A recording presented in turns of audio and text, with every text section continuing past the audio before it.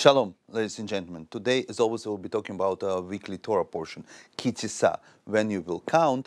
And seemingly, we continue with whatever it's called real Torah, technical mitzvahs, building of the temple. The beginning is a technical part of the half a shekel, actually the census of the Jewish people. Then administrative appointments of Bezalel and Eliav to build a temporary dwelling. But then there is a big problem. Big problem that changed the whole course of the Torah. We cannot look away from this. It's actually changed the whole course of the Jewish people, of our history. And we are talking about the obviously golden calf. And when you read this story, you have to approach it exactly in the way that you approach, according to our sages, must approach the book of Bereshit. Book of Bereshit is mostly stories. There are no commandments over there. The same thing here.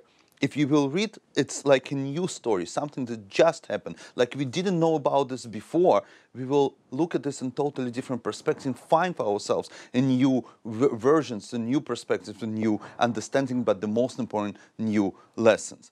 And if you look at this as a news, at least I try to do that this year, I found for myself a very interesting answer. The first question that you have to ask always, any year that you read, any sage that comment on this story of a golden calf, is the question, why? How the Jewish people, after 40 days of personal encounter with God on Mount Sinai, they create an idol. They forgot where they are. They forgot who is God, who is in charge here.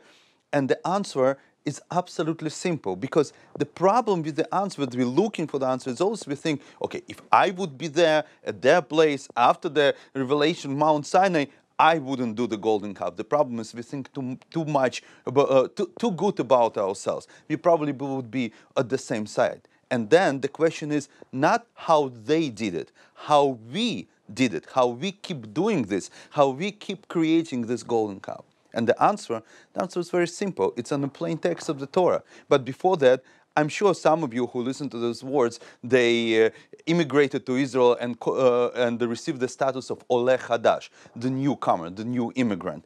And everybody who comes to Israel, right at the gate, they are told by the authorities, you have to learn your first word in Hebrew, must be learned word, patience, Savlanut. This gesture became already international after Israel.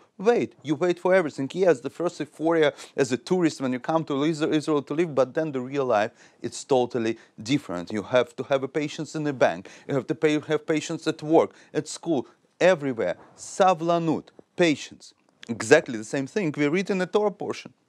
When at the beginning of the story of the golden calf, the Jewish people tell Aaron that Moshe is delayed. He is not here. We cannot wait for him anymore. Already for 40 days, 49, whatever, they maybe miscalculated, but they come to Aaron and they say, we want a new God. We cannot wait any longer. We want it now. And here, Aaron tries to tell them, Savlanut, but no, we want everything here and now.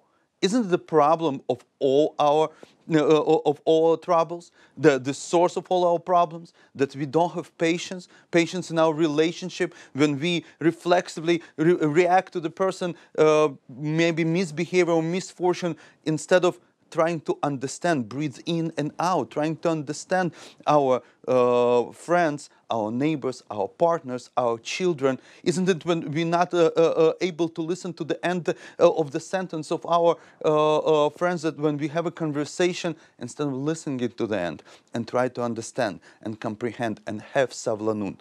Isn't it the same problem at the heavenly garden when we were prohibited the fruit of the tree of knowledge of good and evil? All what we need to do is to wait till Shabbat. Then the fruit will be allowed. Everything would be allowed. We were lacking only patience. Savlanut, ladies and gentlemen. Please, when you exercise this, I'm sure we will not step on the same problem of the golden calf anymore. Thank you very much. Good luck. See you next week.